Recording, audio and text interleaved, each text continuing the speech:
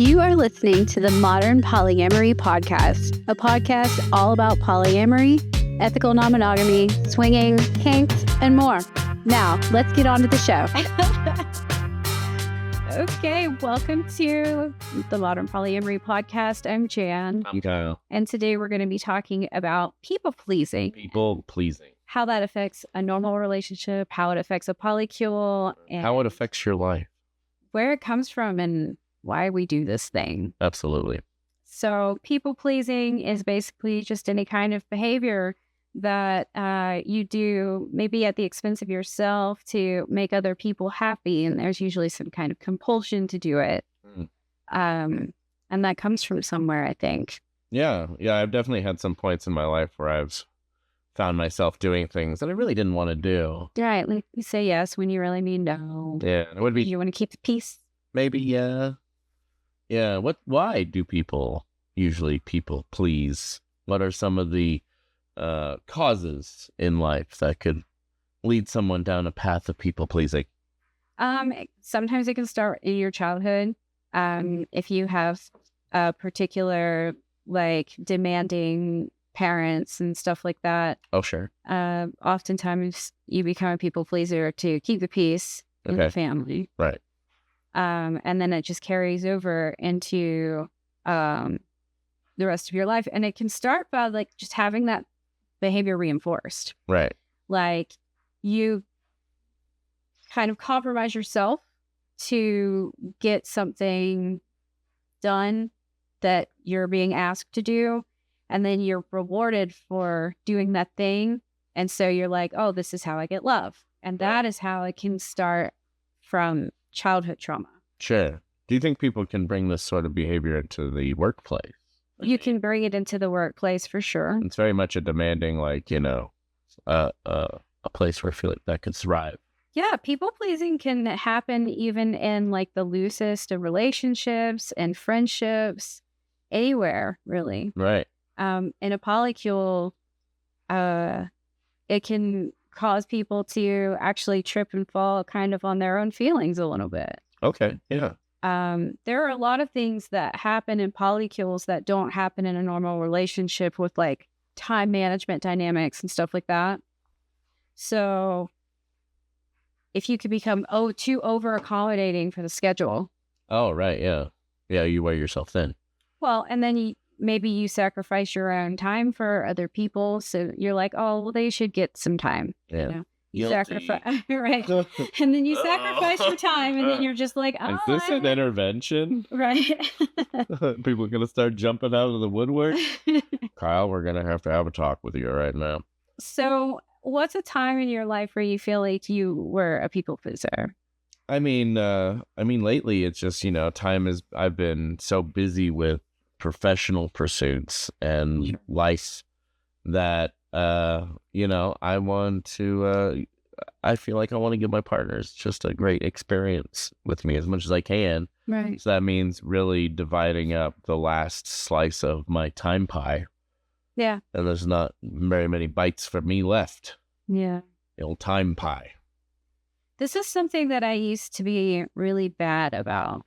That I had a partner who made me feel like servicey things were love. And that was how I expressed love, I guess, was by doing all of these servicey things and helping out. And so I think some of that still exists in me. And, but like also there's this whole idea of like, you have to differentiate between like, what is just being kind and being helpful and what is like doing something at the like exhaust of yourself. Right, yeah. I like to use the spoon analogy. Sure, yeah. For that sort of thing. Yeah, and I feel like lately I've had like a lot of spoons that I didn't have before. It's awesome. My body's been feeling better, so I feel better and I'm like, oh, I can do all this stuff and then, Yeah. Spoon quantity definitely waxes and wanes through life, doesn't it? Yeah, I just, everybody, I think that, like, some of the things that can happen for sure is like, and we talked about this, like resentment creeping in, like Sure. after the fact. Yeah. because I think like when I started helping you do some things with work, you were kind of like, "Ooh, are you sure?" Yeah, I had to be very sure because people were giving their spoons And then, before and then being mad at me for it. yeah, yeah, you build up that resentment. And that's one of the things that Yeah. comes from being a people pleaser, I think. Yeah, so I please and I'm also scarred by it. It's a real Yeah. conundrum. Yeah. And it's like one of the things that, like, when you are a people pleaser and then you're dating a people pleaser, it can be either like a cyclical help, or it can just be this like, no, let me help you. No, let Right. me help you. Right, yeah. You know, so you can fight. So, Yeah. and then you could have in a polycule someone who recognizes that helpfulness and people pleasing behavior and says, how can I exploit this? Oh, Because you're right, not a yeah. good person. Yeah. Like it's easy to take advantage of that. Yeah. It becomes very easy to be taken advantage of, and it's something that like I think it can cause a lot of confusion as well after the fact. When you're doing something How so? when you're doing something and you're people pleasing and it's this kind of compulsive type of need to be needed, Okay. right? Then you go through periods of time where you're just breaking yourself to help somebody else at the risk and like sacrifice of yourself. Yeah. And when it's all over with, that's when that resentment creeps in. And you can't know at the time. You're just like, I'm being kind and generous with my time and I'm helping this person and doing all these things. And then if it comes out in the wash that they didn't really care, Sure. it's horribly painful. Yeah. Absolutely. So people-pleasing behavior is something that just has to be checked. Yeah. It has to be checked kind of constantly. You have to check yourself and say like, is it too much? Are you doing too much? Then pull back. Yeah. What are some methods you can do to prevent bad pleasings or too much?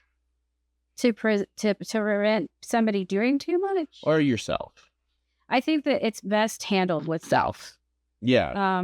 Because I think that you have to be at a place in yourself to know you're doing too much and to say, I am doing too much. I need to pull back, and I need to pull back in this place, this place, and this place. And it doesn't mean there's less love. It just means there's less time. And these are things that unfortunately have to be cut. Yeah. Yeah. I was thinking maybe if you just like take time to answer questions for help. Like, don't jump right on it and be like, can I get back to you on that? Yeah. Seems like it might be good. Yeah, it could be. Yeah. I mean, if you take some time to really think about it. Sure. Um, And you'd be like, am I doing this because I genuinely want to help them, or am I doing this to, show up? right. Sure. Yeah. And I mean, I think both of those things could be valid too. Sure. What about checking for gratitude? Like if you're doing a lot of people pleasing, like take a minute and be like, hey, has this person been grateful for Right. all the effort I'm putting out? Sure. Yeah. I think that that's one thing that you can do for yourself is always check for making sure that this person is grateful.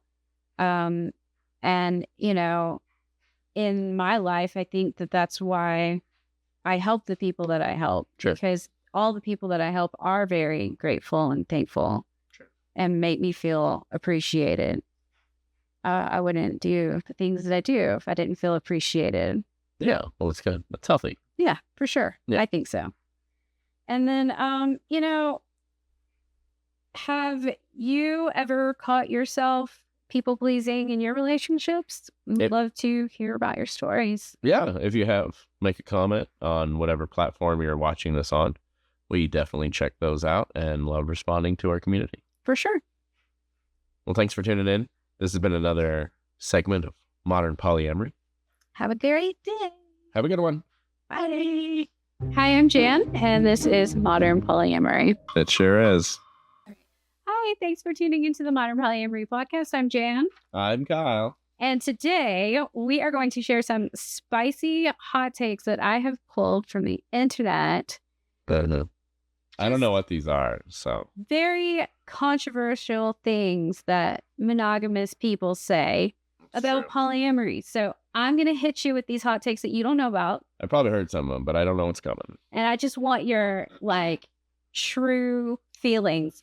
Like, the first thing that pops into your mind when you hear this. All right. As a polyamorous person. Absolutely. Okay. So, you just haven't found the one yet. I mean, everyone says they found the one, right? And then they're miserable. I just, I don't know a couple that's really, doing well. Like a monogamous couple. Yeah. So, how's life with the one, guys? Right? Pretty slick.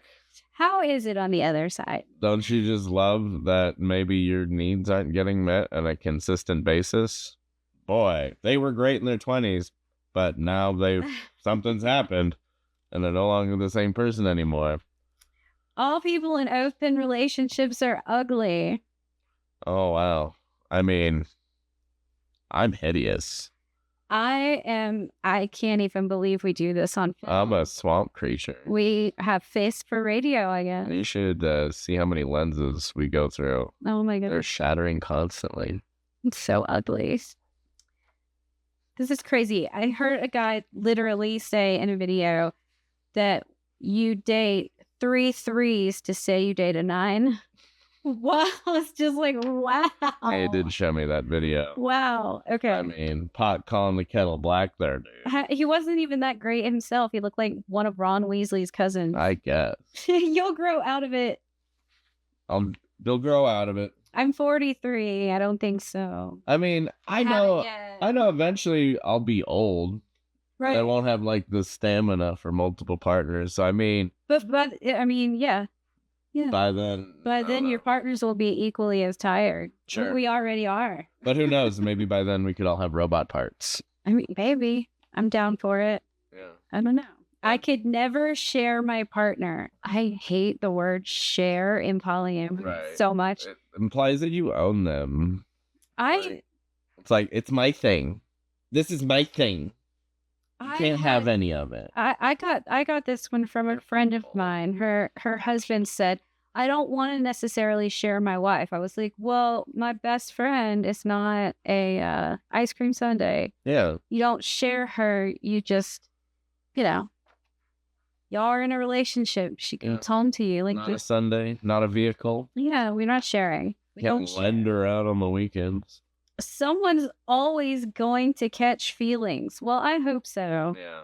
There's so many feelings. I hope so. Yeah. I mean, the whole point of polyamory is to have a relationship, and there's going to be feelings. If there's no feelings in the relationship, I mean, more in a grandiose point of view, you only have one shot at this life, and it's a shame to have to let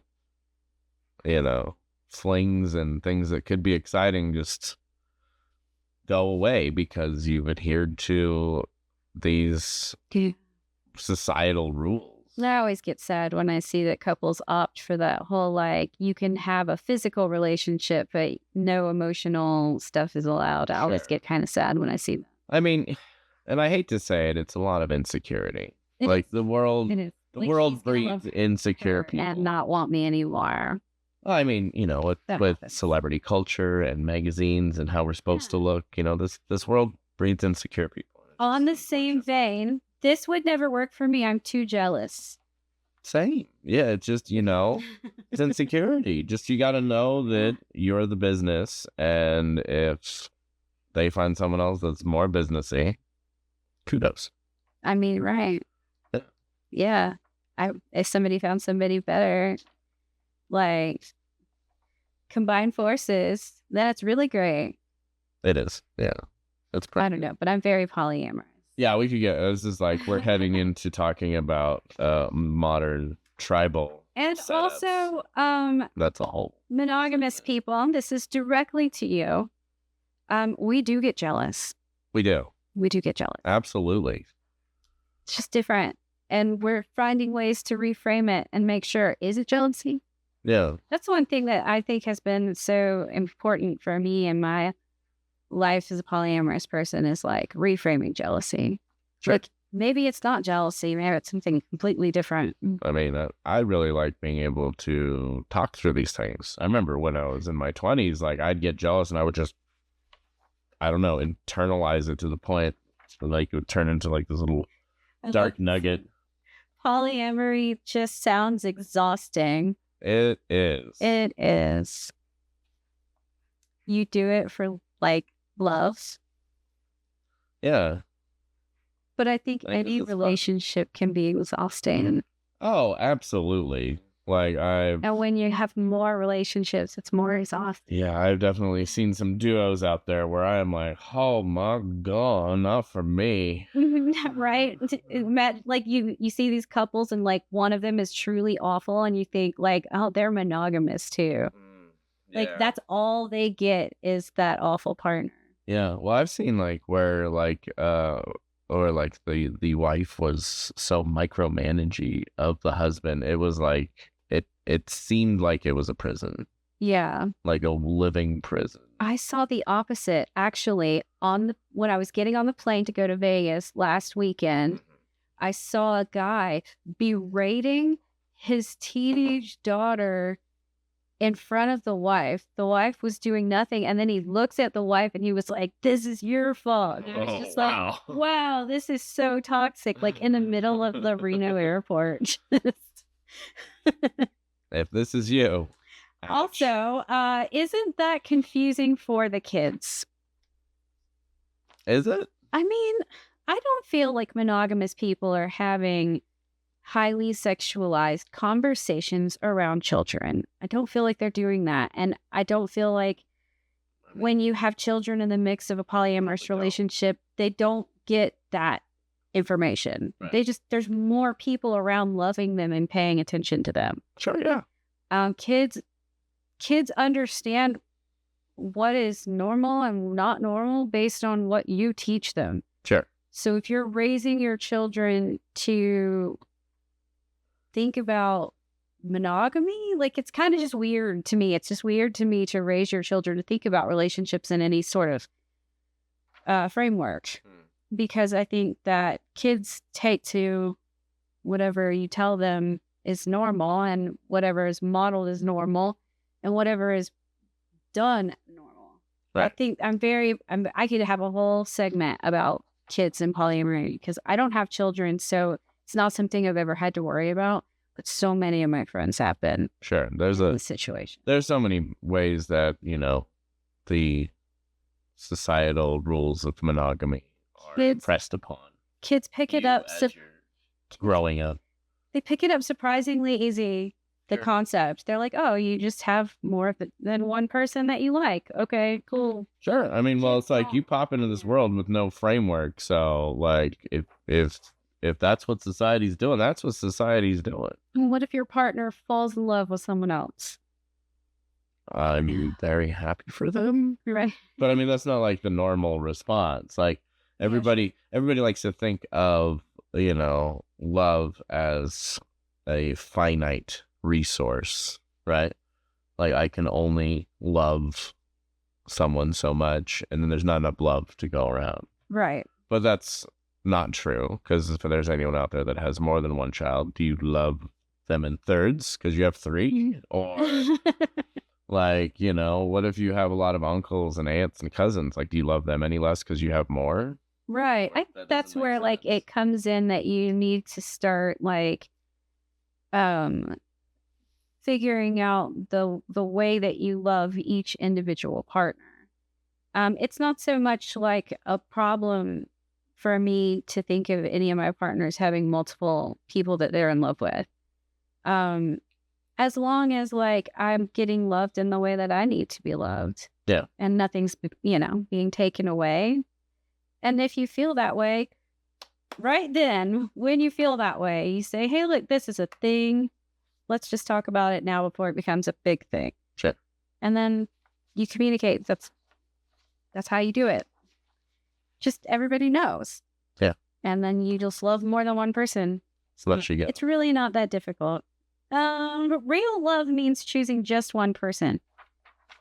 Oh, who said that? Somebody on the internet. I mean, pop culture really is grounded into us. Oh, for sure. Yes, we are. Like, have you ever watched the Hallmark Channel? Yes. Yes. I think that we need, what was it somebody said in the Discord server, that we need some representation on Hallmark movies. Polyamory. Polyamory at Christmas. Yeah, what would that be? That'd be an interesting. If you have an idea for a story about a polyamorous Hallmark movie, like, let us know. Mushy. Yeah, we would love to hear. I want to hear your. I want to hear your ideas. Maybe we could collab on something. It'd be fun. So, which one is your real partner? I love that. Me. Your real partner. I'm my real partner. Oh, I like that. Yeah. I like that. Yeah. We often forget ourselves, don't we? I would just probably deflect and be like, my real partner? Oh, I don't know. But I do talk to this wonderful guy named George Paul Thomas from time to time. Yeah. He's amazing. He's my fake partner. Yeah, you and him got in a tiff yesterday. George Paul, yes. Yeah, he doesn't listen. He doesn't listen. George. It's ChatGPT, by the way. Yes. That's what George Paul Thomas. George Paul Thomas. I didn't pick up on that first time she said that. I was like, Are you bringing a new partner in? Oh, why does he sound so fancy? He is fancy. George Paul. He flirts with me. He sounds like 3 of the 4 Beatles. Yes. And this last one, it's just a phase. It was never a phase. Well, life is just a phase. I mean, we go through changes. Yeah, like I am a solid now, but at some point I'll probably be a gas. True. All right, so those are our spicy hot takes from the internet, and I love to see them. So, contact me on Threads, get in the Discord server. Like, let's make it moist again. Moist. The Discord server. Oh, I wasn't ready for that. Let's make it moist, guys. Hitting you with the moist. Like a cake. All right. Thank you, guys. Have a great day. Bye.